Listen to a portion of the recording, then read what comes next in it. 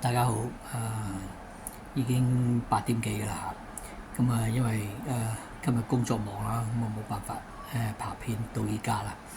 咁就講翻起上次咧，我條三穿四啦，咁咧就唔好彩啦。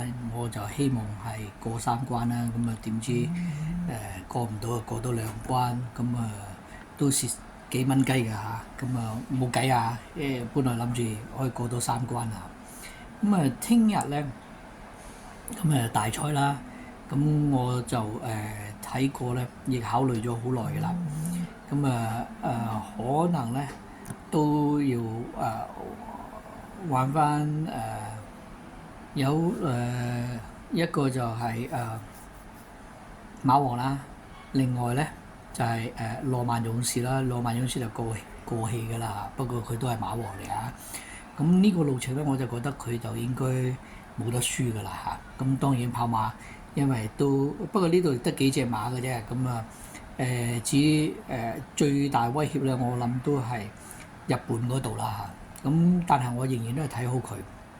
咁同埋咧，我點解揀佢呢口咧？反而唔揀馬王嗰度咧，因為原因咧就係馬王射上去嗰邊咧就係好多隻都 OK 嘅。咁比較混亂啦。如果射落去咧，如果揀四隻咧，都唔係咁易中。咁相對之下咧，我就睇過咧，反而咧羅曼勇士嗰場 OK 嘅。咁咧就羅曼勇士啦。咁我咧就會係第8場同埋第9場啦。咁我會揀第8號馬寶。咁當然啦，都係唔好分嘅，不過點都好過馬王啦。因為馬王嗰度更加少嚇，咁呢家都有1.4，咁我咧就揀咗第8場4隻，即係有可能機會率大啲嘅，咁就射落去下邊嚇。咁樣咧第一隻咧就係3號啦，泰力。咁呢隻馬咧就何言嘅，咁側身馬啦嚇。佢上次咧就輸咗嘅，咁但係問題咧佢咧就換咗騎師嚇。即係由潘明輝贏咗1場之後，跟住就輸咗。咁但係咧，唔可以歸為嗰個檔位咧，因為第5檔同第3檔唔會差太遠啦。咁唯一一樣嘢咧，呢次就好分㗎啦。因為點解咧？換咗啦，咁換咗佢都可以有表現㗎。因為嗰度上一次輸咗，我都有得解釋啦。我換咗騎師啦嚇，所以佢就有少少冷冷地啦，有9.3啊。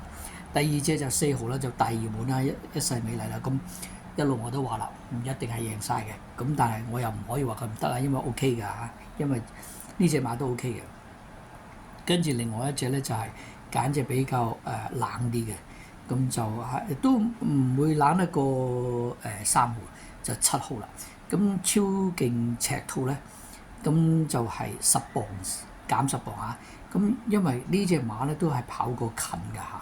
咁咧變咗咧，隻馬一定狀態就喺度㗎啦。問題咧，減10磅，我覺得都好殺食㗎。咁好似我哋上一次邊隻馬墮馬啊，我哋睇住佢嗰啲馬，嗱冇人騎，少咗百幾磅，馬就天生要跑嘅，咁佢贏晒㗎喎。咁當然啦，就冇人騎啊，少咗百幾磅，咁呢度減咗10磅嘅咧，所以咧有殺傷力㗎，所以唔可以睇小佢，而且佢檔位嘅問題又好啦，唔係咁好㗎10檔，咁變咗咧，如果佢係1、2、3檔啊，仲熱過而家，咁依家都變咗冷翻啲嚇，咁7號啦，咁另外一隻咧就揀咗隻10號啦，有型人啦 ，OK，咁就係大少禮啦，咁佢已經贏咗2場啦，咁可唔可以再贏咧？咁都冇人知，因為如果個賠率越低咧就越好啦嚇。咁但係佢而家都有飛嘅，咁都個位置咧依家就大熱門嘅，反而又有1.8，咁依家太早啦嚇。咁就射落去隻羅曼勇士啦嚇。咁至於羅曼勇士射落去後邊咧得唔得咧？我就只有話俾你聽，揀2隻。甚至馬王嗰度咧都係嘅 ，OK，咁咧就射上去我就唔會啦。射落嚟咧我就會揀嘅嚇。咁啊射睇下先嚇隻家英高升就係馬王啦，咁依家得1點啦。咁射上去第4場咧，我就唔係咁睇好啦。就算我冇辦法可以估到邊隻係會贏啊。咁但係咧馬王就一定贏緊㗎啦，OK？咁冇味嘅。咁如果係射落去咧，我或者如果你哋我都可以提議。咁就依日就射隻5號啦，一定射㗎啦。OK 隻4號又得。OK 不過呢度咧都有嘅。OK 仲有黃寶利啦7磅。咁啊睇下黃寶利嗰隻馬咧，不過都好難講嚇。嗱咁我會建議就射4、5，因為射多隻冇錢分啦嚇。咁啊希望呢口孖寶都可以中啦。